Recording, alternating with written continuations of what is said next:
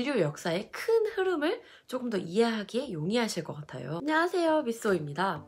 오늘은 나에게 맞는 고전을 찾는 법을 알려드리기 위해 이 영상으로 찾아뵙게 되었습니다. 이 영상은 이제 고전을 처음 읽고자 하시는 분들, 아니면은 이제 시작을 했는데 진도가 안 나가시는 분들, 이런 분들을 위해서 이 영상을 준비해봤어요. 저도 뭐 많은 영상에서 이야기를 했지만 초반에 이제 혼자서 고전을 골라서 읽을 때 참 어려움이 많았어요. 그래서 무조건 유명한 책, 뭔가 좀 멋있어 보이는 책 이렇게 골랐었는데 피를 많이 받기 때문에 이제 처음 딱 열자마자 자괴감 드는 책 이런 거 말고 이게 고전이야?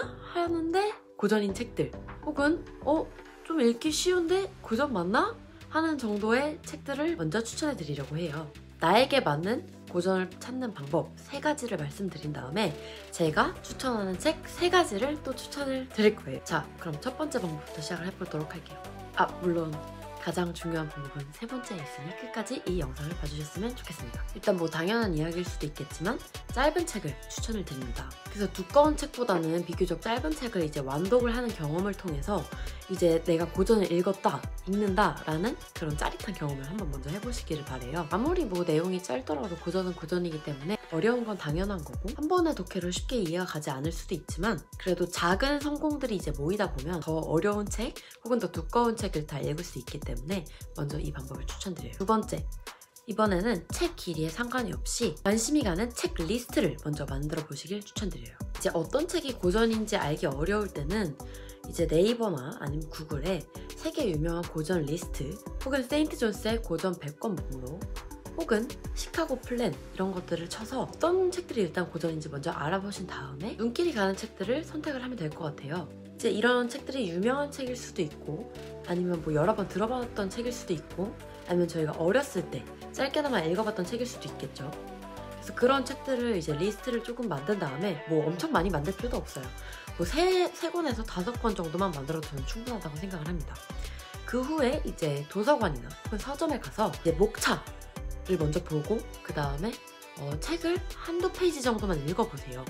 그리고 이거 내가 읽을만 하겠다, 흥미가 간다 하는 그 책부터 먼저 시작을 해보시길 바랍니다. 이제 마지막 방법이 가장 중요한데요. 고전 한두 권을 읽고 끝날 게 아니라 조금 더 장기적인 플랜을 생각하시는 분들에게 추천을 드려요. 바로 이제 시대 순으로 고전을 읽는 방법인데 서양 고전의 기준으로 고대 시대부터 중세, 근대, 현대 이렇게까지 읽는 방법을 추천을 드리는데요.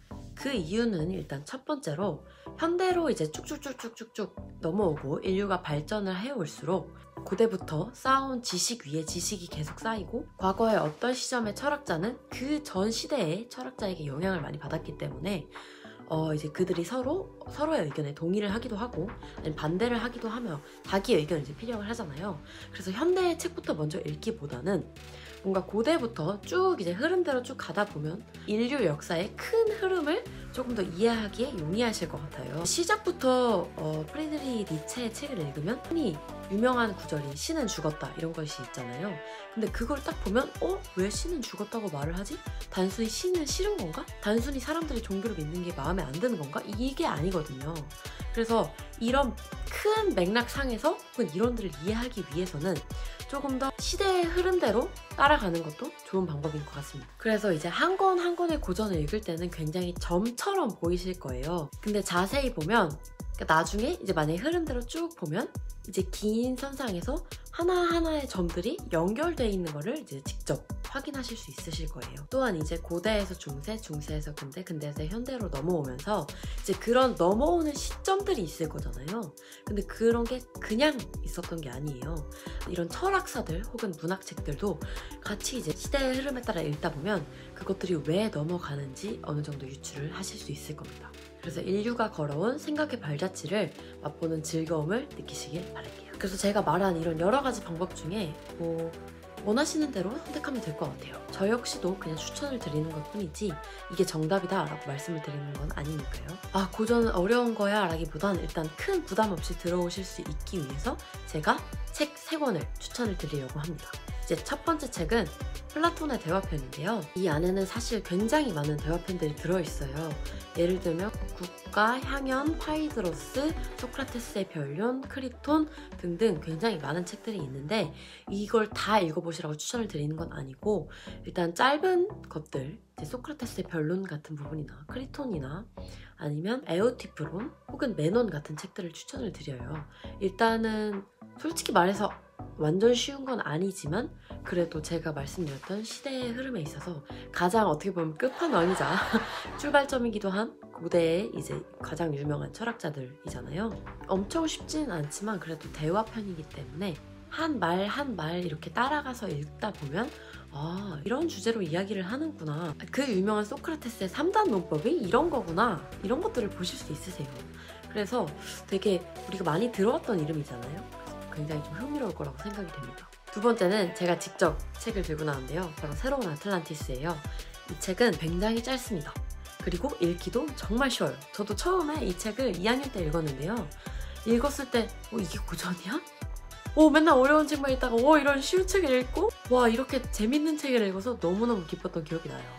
그래서 이게 80페이지 정도밖에 안 되고 소설의 형식이기 때문에 굉장히 재밌게 읽으실 수 있을 것 같아요.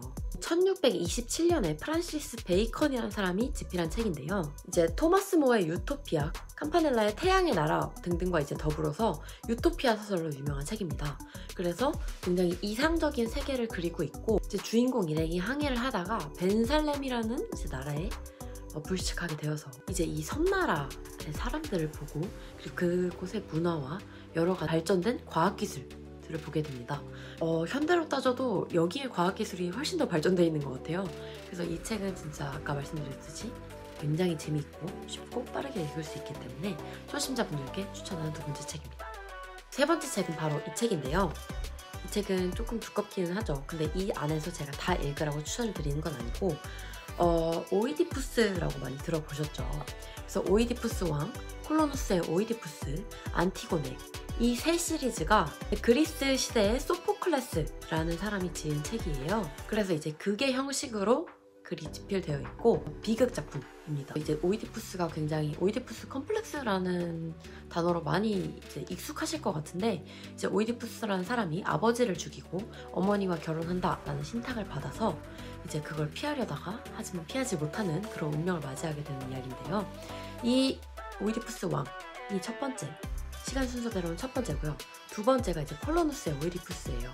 그래서 오이디푸스가 이제 쫓겨나서 이제 그리스 아테네로 가서 마지막 죽음까지 맞이하게 되는 과정이고요. 세 번째는 안티고네인데요. 안티고네가 바로 이 오이디푸스 왕의 딸이에요. 그래서 그 자신의 어머니와 결혼해서 낳은 딸이죠. 그래서 이 딸이 오이디푸스가 죽고 난 후에 이제 자신의 나라로 돌아와서 맞이하게 되는 세 번째 비극입니다. 그래서 이거를 추천을 드리는 이유는 일단 그리스 비극 작품은 꼭 한 번쯤은 읽어봐야 되는 책인 것 같아요. 이제 그리스 신들과 인간의 운명이 굉장히 많이 맞춰져 있는 것 같거든요. 그래서 신들과 인간들의 관계 그리고 그런 인간들이 운명을 받아들이는 자세 같은 거라든지 마음가짐이라든지 짧고 읽기가 어렵지가 않아요. 읽기가 어렵지가 않은 대신 그 안에 들어있는 내용들을 파악하긴 어렵겠지만 그래도 초심자분들께 추천하는 세 번째 책입니다. 네, 오늘 제가 준비한 내용은 여기서 이제 끝이고요. 이게 도움이 되실지는 잘 모르겠어요. 제 개인적인 주관이 많이 담겨져 있는 추천 영상이다 보니까 물론 안 맞으시는 분들도 많이 계실 거고 그럼에도 불구하고 이제 시작을 해봐야겠다 하시는 분들께 도움이 되고자 이 영상을 만들게 되었습니다. 네, 그럼 다음에 또 뵙겠습니다.